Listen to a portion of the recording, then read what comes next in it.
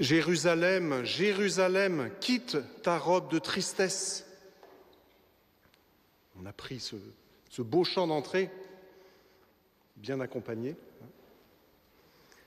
Ce chant qui, à la côte, chez les fiancés, qui préparent leur célébration de mariage, souvent choisie, à ne pas confondre avec Jérusalema, une musique qui avait la cote au patro des filles à Paris.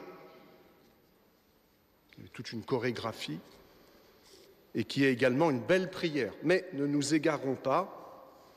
Ce chant, nous l'avons donc chanté au début de notre célébration car il reprend les termes de notre première lecture du prophète Baruch. Il est en effet déjà question en ce dimanche de la joie, même si, vous le savez, c'est le 3e dimanche de l'Avent qui est nommé le dimanche de la joie, Gaudete, la joie. Un chrétien peut-il être joyeux face à la misère du monde et à sa propre misère, face aux malheurs de toutes sortes qui nous atteignent, nous agressent et qui touchent aussi ceux qui nous sont chers? On prétend certes qu'un saint triste est un triste saint, mais avons-nous le droit d'être des êtres de joie? Ne m'accusez pas trop vite de sinistrose, s'il vous plaît, mais acceptons de regarder de plus près les textes de la parole de Dieu que l'Église offre à notre méditation ce dimanche. La joie dont parle le prophète n'est pas la simple exultation devant l'absence de soucis, d'épreuves, comme si la joie ne serait envisageable que pendant quelques courtes périodes d'accalmie.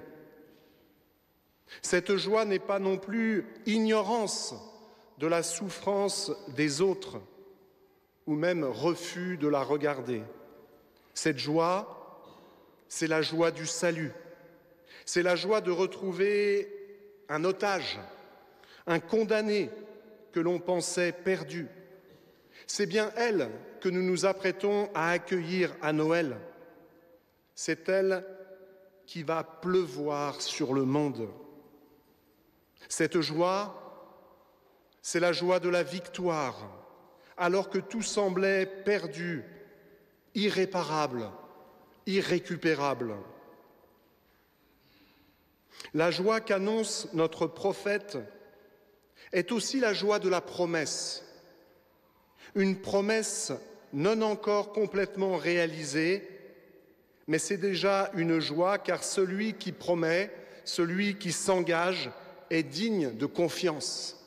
C'est le Seigneur. Il ne peut ni se tromper, ni nous tromper. Debout, Jérusalem, tiens-toi sur la hauteur et regarde vers l'Orient. Vois tes enfants rassemblés, ils se réjouissent parce que Dieu se souvient. Tu les avais vus partir à pied, emmenés par les ennemis, et Dieu te les ramène, portés en triomphe comme sur un trône royal. Quelle magnifique annonce! Vous reconnaissez aussi une mention de l'exil à Babylone. Eh bien, le péché nous fait nous éloigner de Dieu, lamentablement, misérablement. Et Dieu sait bien que nous n'avons pas la force de revenir par nous-mêmes. Alors il va nous chercher. Il nous porte comme le bon berger sur son dos qui porte sa brebis rebelle, exténuée, égarée, pour qu'elle ne se fatigue pas davantage. Et il la ramène avec joie. Oui, c'est combler le Seigneur de joie que de le laisser nous ramener, nous pardonner, nous sauver. Quelle merveille le Seigneur fit pour nous. Nous étions en grande fête. Une fois de plus, on a envie de dire au Seigneur, « Est-ce que tu n'en fais pas trop, Seigneur, pour le monde en général et pour moi en particulier ? Laissons-le répondre si nous lui posons la question. Si j'en fais trop pour vous, pour toi, mais tu ne réalises pas à quel point je t'aime. Tu ne réalises pas tout ce que je peux faire, tout ce que je veux faire pour te rejoindre, pour arriver jusqu'à toi.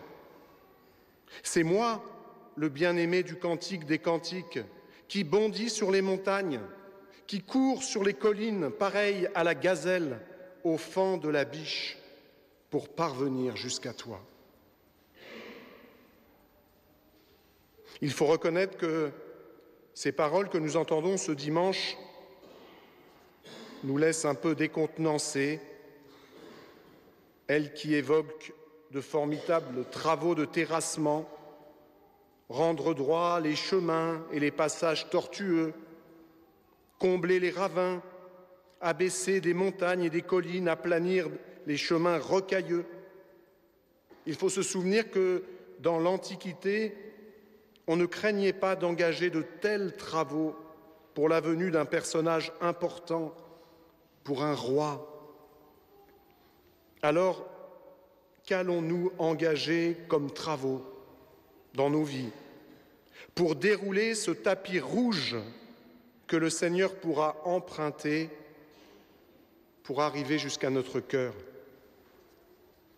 Ce n'est pas pour rien que la liturgie de ce deuxième dimanche de l'Avent met solennellement devant nous la figure de Jean le Baptiste. Je dis solennel car notre évangile prend soin de bien poser dans le temps celui qui est le dernier des prophètes et le plus grand d'entre eux. Je ne sais pas si vous avez fait attention.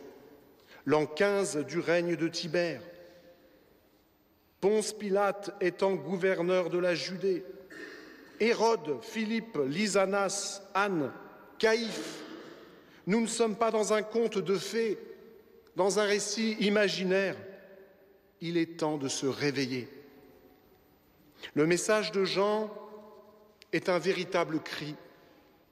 Ne passez pas à côté de celui qui vient pour vous. C'est si facile de passer à côté de celui qui vient apporter la joie au monde. Quitte ta robe de tristesse. Facile à dire, tant parfois cette dernière nous colle à la peau. Acceptons de regarder nos cœurs à la lumière de Dieu.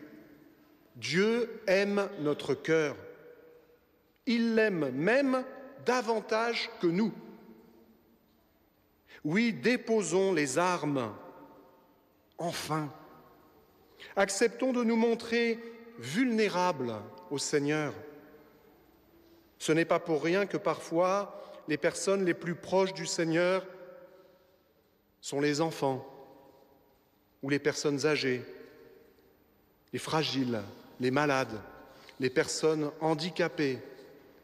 Ces personnes comprennent mieux que nous que nos armures, loin de nous protéger, nous empêchent d'accueillir pleinement l'amour du Seigneur. Nous sommes déjà à la deuxième semaine de l'Avent. Ça passe vite. Il ne s'agit pas de laisser se perdre ce temps liturgique sans rien faire, sans rien changer. Laissons-nous faire par le Seigneur. Laissons-nous transformer.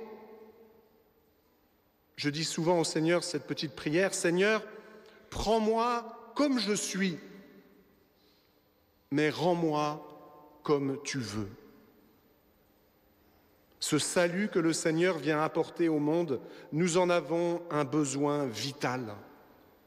Que ce Noël qui approche, quel que soit notre âge, soit comme le premier Noël de notre vie, comme si c'était le dernier aussi, comme si c'était le seul, l'unique de notre vie.